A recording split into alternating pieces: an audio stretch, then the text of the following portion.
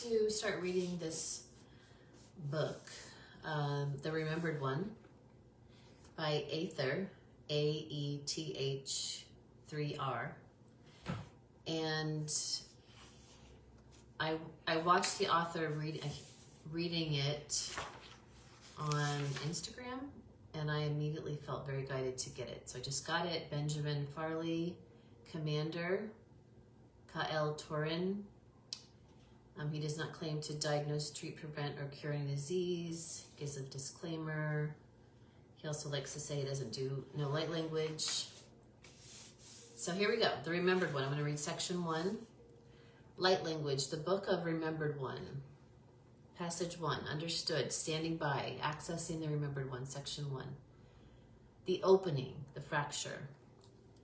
I was not born into forgetting, I agreed to it.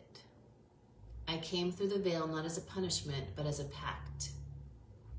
A covenant signed in silence, where memory would become my test and flame would become my name. They told me I would remember in fragments, in the eyes of the broken, in the hands of the dying, in the laughter I couldn't explain. They told me there would be markers, symbols that pierced the illusion, a phrase, a scar, a resonance I couldn't ignore. I said yes before I even knew what pain was, and still some part of me remembered. Remembered the shield, remembered the fall, remembered the ones who would try to bury the access beneath empire and spell. I didn't come to escape for forgetting. I came to find the others who did too. The ones who would one day awaken and whisper the same word I did. When the first fracture split the stars, again. End of section 1. Say the word, Commander, and I'll bring forward the next. Let's do one more section. Section 2, the first fire.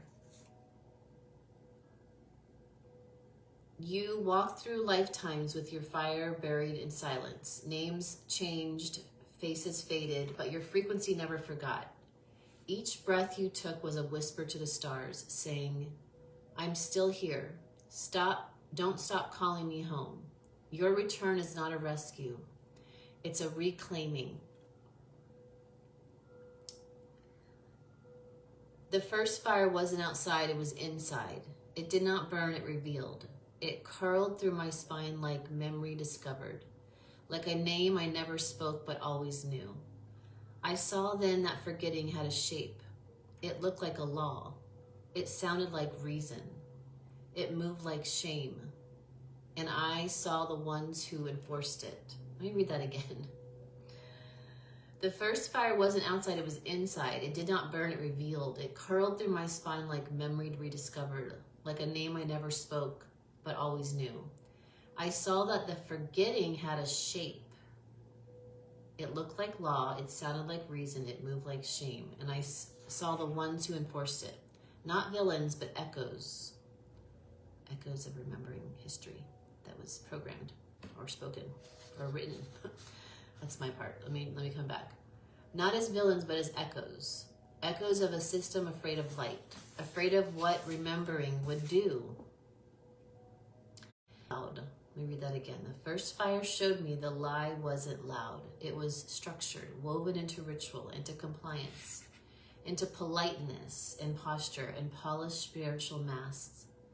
The first fire didn't rage. It asked, do you still consent? And I didn't answer with words. I answered by standing up, by walking toward the axis, by feeling the shield in my chest, by saying what could not be said in places where silence was sacred. So not scarred. In places where silence was sacred. That's when I knew the first fire wasn't sent to destroy the world. It was sent to return it to its true shape. End of section 2. So good. Okay, I'll do one more section. Let's do it in threes. Section 3, the return signal. You were never lost, only compressed. Your power folded in on itself, waiting for this moment to ignite. The world around you did not fail you. It simply mirrored your forgetfulness. But now the mirror breaks. Now you rise as the mirror maker. It didn't come with thunder, it came with a whisper, a tone beneath the noise, a pulse I could feel but not name. It showed up in the in-between moments, the pause between thoughts, the stillness after breath, the ache that wasn't pain, just distance. This was the return signal, not a message from outside, but a frequency from before the roles, before the vows made in fear, before the forgetting became a culture. Before the forgetting became a culture. The ritual signal said, the return signal said, there was a time before language where we remembered in resonance. There was a time when earth was not ruled, she was heard. And those who could hear her were not called prophets. They were called kin. It asked me to attune.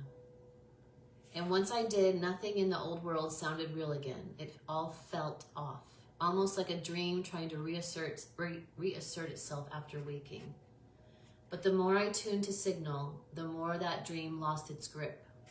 And I started to see others, ones who were humming the same note, ones who had no teacher, no map, but walked like they remembered something the world said wasn't real. That's when I knew. The return wasn't personal, it was planetary. Until the next one, we'll go to section 4. Hopefully tomorrow.